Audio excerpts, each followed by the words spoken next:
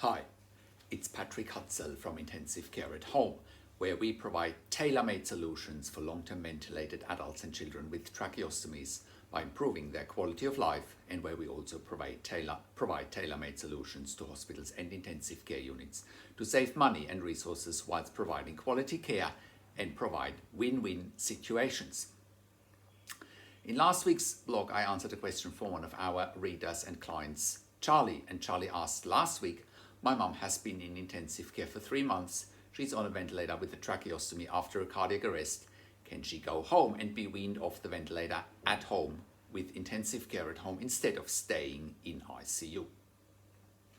You can check out last week's question by clicking on the link below this video. In today's episode of the Intensive Care at Home video blog, I want to answer another question from one of our readers and clients, and the question today is, how long does a tracheostomy prolong life? It's a question we get quite frequently, but this particular reader and client has a very specific question around that issue, and I want to elaborate on it today. So it's a very good question to ask, how long does a tracheostomy prolong life? And the question comes about because many of our prospects, clients, and also people that just inquire about our service have a loved one in intensive care with a tracheostomy, and they simply want to know, is the tracheostomy short term, is it medium term, or is it long term? Now, in this particular situation that I want to talk about today, we've got an inquiry from a family who has their 19-month-old daughter in intensive care with a tracheostomy after an anoxic brain injury. Now, unfortunately, that little girl was born and was starved of oxygen during birth and ended up with an anoxic brain injury. She spent and has spent pretty much all of her life in intensive care on a ventilator with a tracheostomy, and she's on the ventilator still after all this time. And obviously, with a lack of specialist services in the community, she hasn't been home yet. But obviously, with a service like ours, Intensive Care at Home, the little girl can go home. But the question is, how long does a tracheostomy prolong the little girl's life, or anybody's life for that matter? And to cut the long short, a tracheostomy and ventilation can prolong life for a long time. And there could be debate about it. Is it the right thing to ventilate someone for years to come, or should it just be stopped? But in this particular situation, the family is grounded in strong religious faith, and in their mind, only God can take away life. And it shouldn't be up to the intensive care team to stop life support just because the intensive care team thinks that this little girl wouldn't have any quality of life. Now, from my experience, after having worked in intensive care for decades, there is definitely no quality of life in intensive care, that is for sure. But also after having worked for the same time with intensive care at home and set up the service, there is definitely quality of life at home, not only for the little girl, but also for the little girl's family. In intensive care, there's a lot of noise. There's a high risk for infection, especially in the current environment with COVID-19. But even outside of COVID-19 pandemic times, the risk for an infection in intensive care is simply through the roof. It's huge.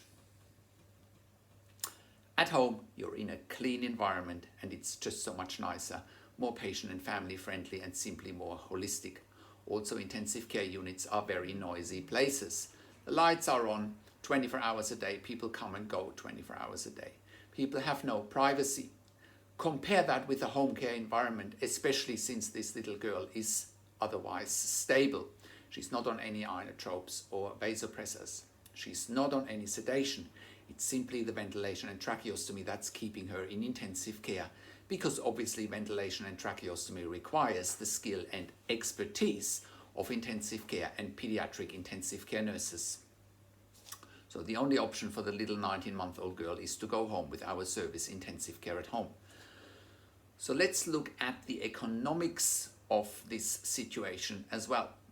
So an intensive care bed is around $5,000 to $6,000 per bed day. And intensive care at home is about 50% of that cost. So on an economic level, this is a no-brainer that using intensive care at home cuts the cost of an intensive care bed by 50%. Furthermore, intensive care beds are in high demand, meaning that every bed that is more or less blocked with a long-term patient which is certainly the case with this 19-month-old girl, costs the health system $5,000 to $6,000 per bed day. And you can do the maths, how much that is over a 19-month period. Also, if there are bed blocks in intensive care, some critically ill patients, whether adults or children, can't get access to intensive care, can't get access to those valuable resources, and often surgery gets delayed or cancelled because of no ICU beds.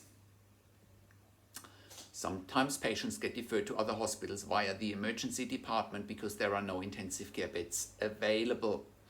Again, what we do at intensive care at home is really giving patients and families choice, but we're also keeping giving intensive care units and hospitals choice by cutting the cost of an intensive care bed by 50%, and by creating valuable resources in intensive care, by freeing up those valuable, scarce, in-demand and precious ICU and pediatric ICU beds and other resources such as equipment and staff.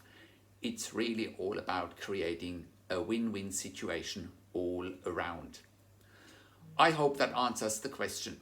And again, it can go on for a very long time, and it simply gives patients and families choice, irrespective of the judgment of other people, what they consider as a good or not so good quality of life. It's also about quality of end of life in some situations, and quality of end of life can be achieved at home, but not in ICU.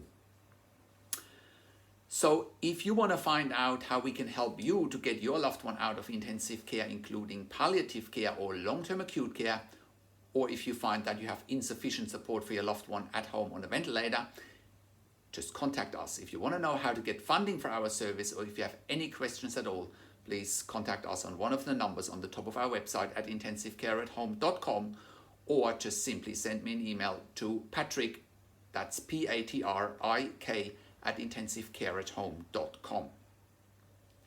And if you are an intensive care nurse or a pediatric intensive care nurse, and you're looking to get out of the craziness of an intensive care unit and work for us in a much nicer and more holistic and client-centric family environment, you should contact us as well, and should check out our career section on our website. We are currently hiring ICU and pediatric ICU nurses for clients in the Melbourne metropolitan area, northern suburbs, Mornington Peninsula, Frankston area, and in South Gippsland, Victoria. We are an NDIS, TAC and DVA approved community service provider in Australia. Also, have a look at our full range of services on our website. We have been part of the Royal Melbourne Health Accelerator program for innovative healthcare companies in the past. Thank you so much for tuning into this week's blog. This is Patrick Hutzel from Intensive Care at Home, and I'll see you again next week with another update.